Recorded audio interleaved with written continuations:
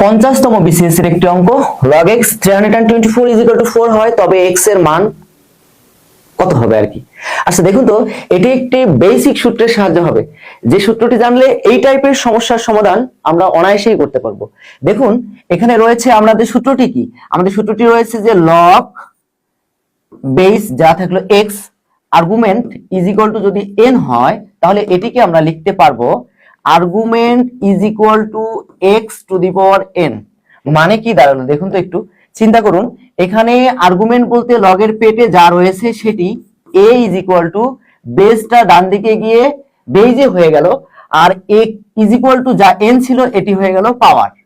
চলুন একটি এক্সাম্পল দিয়ে আমরা দেখি। আচ্ছা ধরুন লগ বেস থাকলো আমাদের x, আর্গুমেন্ট হয়ে গেল 4 ইজ ইকুয়াল টু যদি 2 হয়, তাহলে কি হবে?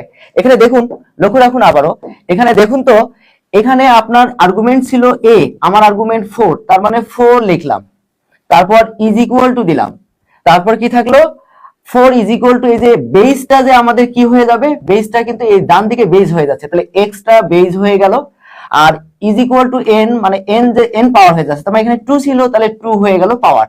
অ্যাকচুয়ালি এটিকে আপনি সুন্দর করে লিখতে পারেন, যদি না বুঝে থাকেন তাহলে x square is equal two 4 লিখতে পারেন।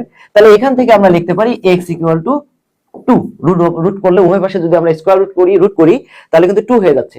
আসলে ব্যাপারটি হলো এখানে প্লাস মাইনাস 2 হয়, লগ কখনো মাইনাস মান গ্রহণ করে না, লগ সবসময় পজিটিভ থাকে। তাহলে x ইজ ইকুয়াল টু কি হবে 2, তাহলে 2 ইজ দ্য রাইট আনসার এখানে হচ্ছে। এখন আমাদের অঙ্কটিতে বলেছে log x বেস হলো 324 ইজ ইকুয়াল টু 4, তাহলে এখান থেকে আমরা লিখতে পাচ্ছি কি, আমরা লিখতে পাচ্ছি আর্গুমেন্ট 324 মানে এটি ইজ ইকুয়াল টু বেস ছিল আমাদের x, এই যে আমাদের x ছিল তাহলে x কে লিখে ফেললাম, তারপর এখানে ইজ ইকুয়াল টু 4 ছিল, এটি পাওয়ার হয়ে গেল।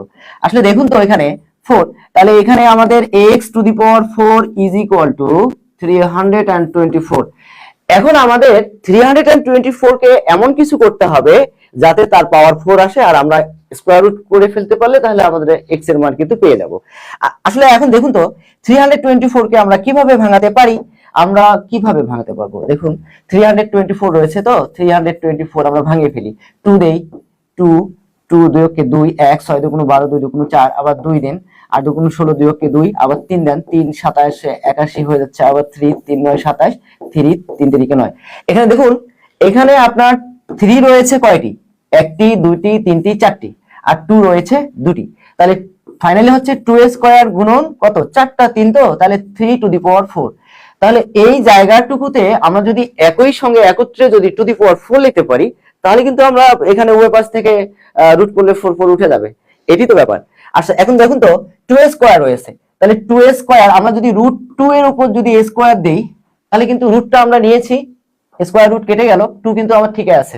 তাহলে এই দিকটায় আমার যেহেতু এখানে 2 স্কয়ার 2 রয়েছে, পাওয়ার একটি রয়েছে, তাহলে তার উপর যদি একটি স্কয়ার দেই, তাহলে এটিকে আমরা লিখতে পারি রুট 2 টু দি পাওয়ার 4। তার মানে হলো এই জায়গাটিতে আমরা কিন্তু কি লিখতে পাচ্ছি, আমরা এই জায়গাটিকে তৈরি করতে পারবো রুট 2 এর উপর 4 দ্বারা, তখন কিন্তু আমরা একসঙ্গে লিখতে পারবো। তাহলে এখন দেখুন তো এই জায়গাটিতে, তাহলে আরেকবার দেখি, আমরা এটিকে আমরা লিখতে পাচ্ছি একসঙ্গে রুট 2 আছে, তার সঙ্গে কি রয়েছে 3 রয়েছে, তাহলে 3 রয়েছে, তাহলে এইটিকে একত্রে কিন্তু আমরা 4 লিখতে পারি।